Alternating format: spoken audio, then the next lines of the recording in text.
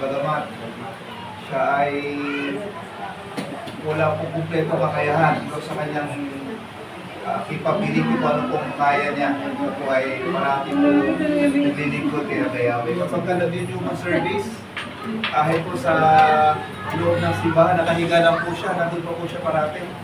At kapag nung panahon na nakaupo pa siya, pagkasapak, nandun po siya parati.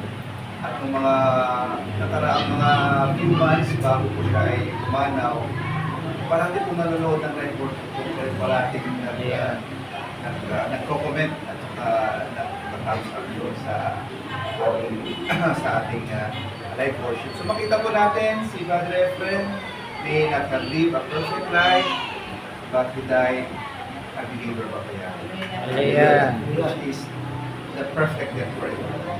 Kasi pangako po naman na nakasulatan, lahat po tayo, kahit gano'n po kalagay natin kasalanan, sa 1 chapter 1 verse 9, if we confess our sins, He is faithful and just to forgive us and cleanse us from all unrighteousness.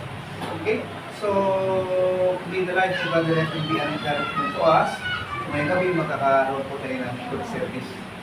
Of course, to remind us yung maiksing state po natin dito sa mundo. Dapat pakandaan po natin po natin. Hindi po natin alam kung kailan po natin nawakin. Alam po natin pagkatapos po ng buhay po dito sa mundo, hindi ito nagtatapos sa ating kamatayan dahil meron pong sunod na judgment. At yun ang pinaghahandaan po talaga. So let's all stand. Tayo po ay aawit po muna ng Great Life Faithfulness, tapos opening prayer ni Okay din po natin Great Life Faithfulness.